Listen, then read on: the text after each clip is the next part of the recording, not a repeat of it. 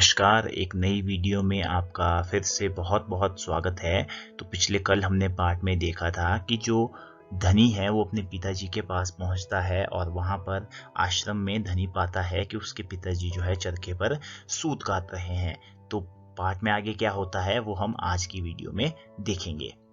पिताजी, क्या आप और अम्मा दांडी यात्रा पर जा रहे हैं? धनी ने सीधे काम की बात पूछी।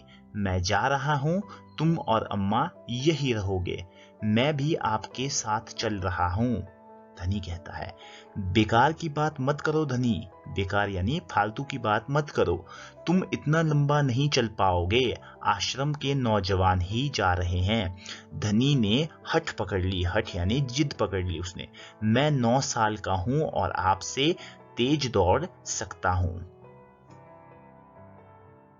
धनी के पिता ने चरखा रोक कर बड़े धीरज से समझाया, सिर्फ वे लोग जाएंगे जिन्हें महात्मा गांधी जी ने खुद चुना है। धीरज यानी धैर्य।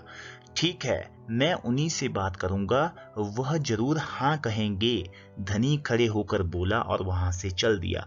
गांधी जी बड़े व्यस्त रहते थे, व्यस्त यानी किसी कार्य में लगे हुए रहते थे, बिजी रहते थे। उन्हें अकेले पकड़ पाना आसान नहीं था, पर धनी को वह समय मालूम था जब उन्हें बात सुनने का समय होगा।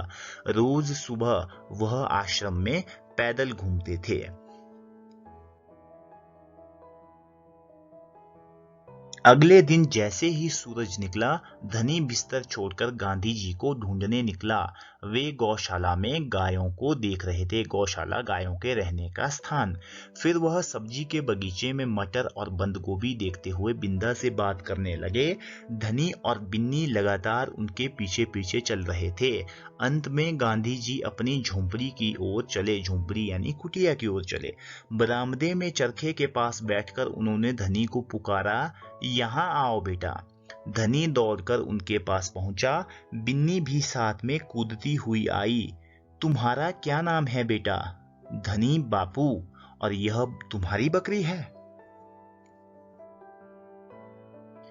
जी हाँ, यह मेरी दोस्त बिन्नी है, जिसका दूध आप रोज सुबह पीते हैं। धनी गर्व से मुस्कुराया। मैं इसकी देखभाल करता हूँ, गर्व यानी अहंकार से।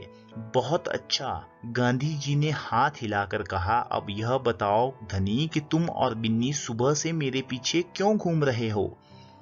मैं आपसे कुछ पूछना चाहता था। धनी थोड़ा घबराया। क्या मैं आपके साथ दांडी चल सकता हूँ? हिम्मत करके उसने कह डाला। हिम्मत यानी साहस करके उसने पूछा। गांधी जी मुस्कुराए। तुम अभी छोटे हो बेटा, दांडी तो बहुत दूर है। सिर्फ तुम्हारे पिता जैसे नौजवान ही मेरे साथ चल पाएंगे। तो जब धनी हिम्मत करके गांधी जी से पूछता है कि क्या वो भी उनके साथ यात्रा में चल सकता है, तो गांधी जी मुस्कुराते हैं और गांधी जी क्या कहते हैं कि बेटा अभी तुम छोटे हो, दांडी तो बहुत दूर है, मेरे साथ तुम्हारे पिता जैसे नौजवान साथी ही चल पाएंगे। पर आप तो नौजवान नहीं हैं, धनी बोला। आप नहीं थक जाएंगे? मैं बहुत अच्छे से चलता हूँ, गांधी जी ने कहा। मैं भी बहुत अच्छे से चलता हूँ। धनी भी अड़ गया यानी टिक गया। धनी अपनी बात पर टिक गया, क्योंकि उसने मन बना लिया था कि वो गांधी जी के साथ जाना चाहता है। इसलिए वो गांधी जी से ये विनती करता है कि वो भी उनके साथ जाना चाहता है। लेकिन महात्मा गांधी जी क्या कहते हैं कि बेटा आप अभी बहुत छोटे हो, आप नहीं चल पाओगे दांडी तक, आप थक जाएंगे, मेरे साथ आपके पिता के जैसे नौजवान साथी ही चल पाएंगे। तो जो धनी है वो भी अपनी बात पर अड़ जाता है। हाँ, ठीक बात है, कुछ सोचकर गांधी जी बोले, मगर एक समस्या है। समस्या यानी एक दिक्कत है। अगर तुम मेरे साथ जाओगे तो बिन्नी को कौन देखेगा? इतना चलने के बाद मैं तो कमजोर हो जाऊंगा। इसलिए जब मैं वापस आऊंगा तो मुझे खूब सारा दूध पीना पड़ेगा, जिससे कि मेरी ताकत यानी मेरी शक्ति जो है वो लौट आए। तो गांधी जी सोच समझ कर अब अपना जवाब देते हैं और क्या कहते हैं बिन्नी से कि बिन्नी तुम मेरे साथ तो आ सकते हो। धनी को कहते हैं कि तुम मेरे साथ तो आ सकते हो, लेकिन बिन्नी की देखभाल फिर कौन करेगा? जब मैं इतना चलने के बाद कमजोर हो जाऊंगा तो मुझे खूब सारा दूध पीना पड़ेगा, जिससे कि मेरी ताकत जो है वो लौट आए। यह बात तो ठीक है। बिन्नी तभी खाती है जब मैं उसे खिलाता हूँ। धनी ने प्यार से बिन्नी का सिर सहलाया, सहलाया यानी उसके सिर पे धीरे से हाथ फेरा और कहा, सिर्फ मैं जानता हूँ कि इसे क्या क्या पसंद है। बिल्कुल सही। तो क्या तुम आश्रम में रहकर मेरे लिए बिन्नी की देखभाल करोगे? गांधी जी प्यार से बोले। तो गांधी जी प्यार से क्या कहते हैं धनी से कि क्या तुम आश्रम में ही रहकर बिन्नी यानी जो बकरी है उसकी देखभाल करोगे? तो धनी क्या कहता है, जी हाँ करूंगा। धनी बोला, बिन्नी और मैं आपका इंतजार करेंगे। तो ये जो लिखा है प्रसंग, ये किसने लिखा है? सुभद्रा सेन गुप्ता ने लिखा है, और इसका अनुवाद किसने किया है? मनीषा चौधरी ने किया है। तो इस तरह से जो महात्मा गांधी जी है वो धनी को आश्रम में ही रुकने के लिए मना लेते हैं। तो इस तरह से इस पाठ में जैसा मैंने बताया था कि जो दांडी यात्रा है उसके बारे में एक छोटा सा वृतांत दिया गया है उस यात्रा से संबंधित। तो ये पाठ जो है ये यहीं समाप्त होता है। अब इस पाठ से संबंधित जो हमारा कार्यपत्रक तैयार किया गया है उस कार्यपत्रक के प्रश्नों को अब हल करते हैं।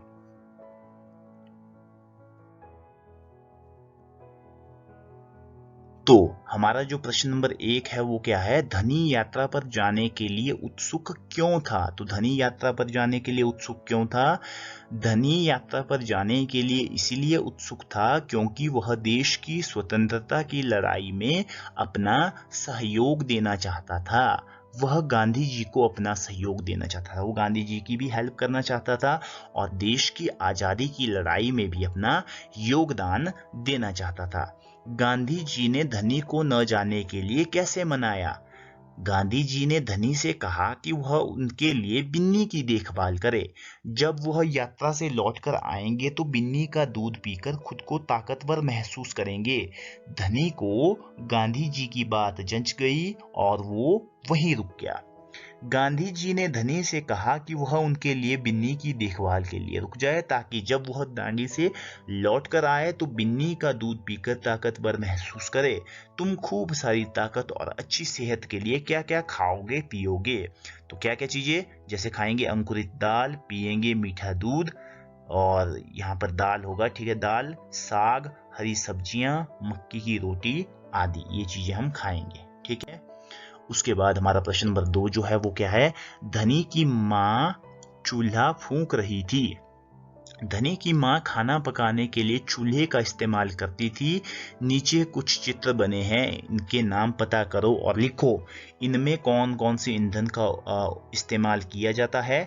तुम्हारे घर में खाना पकाने के लिए इनमें से किसका इस्तेमाल किया जाता है? तो देखिए जो पहला चित्र है वो किसका है? पहला चित्र है स्टोव का, और स्टोव में किस ईंधन का प्रयोग किया जाता है? मिट्टी का तेल। उसके बाद हमारा जो दूसरा है चित्र वो किसका है? वो है मिट्टी का चूल्हा, और मिट्टी के चूल्हे में किसका उपयोग किया जाता है? लकड़ी का उपयोग किया जाता है। उसके बाद नंबर 3 पे क्या है? गैस स्टोव, जिसमें एलपीजी गैस का उपयोग किया जाता है। और नंबर 4 पे हमारा क्या है? नंबर 4 पे है हमारा भट्टी, और इसमें किसका उपयोग किया जाता है? कोयले का। तो आपके घर में खाना पकाने के लिए किसका इस्तेमाल किया जाता है? आपने वो लिखना है। जैसे मेरे घर में खाना पकाने के लिए मिट्टी के चूल्हे एवं गैस स्टोव का उपयोग किया जाता है। उसके बाद प्रश्न नंबर 3 जो है वो क्या है? नीचे लिखी चीजों की विशेषता बताने वाले शब्द सोचकर लिखो। तो पहला क्या है? डैश डैश हलवा। तो कैसा हलवा? गर्मा गर्म हलवा। फिर क्या है? हरे भरे पेड़। फिर थोड़ा नमक। उसके बाद लाल चींटी। उसके बाद सफेद पत्थर। उसके बाद नया कुर्ता। उसके बाद पुराना चश्मा।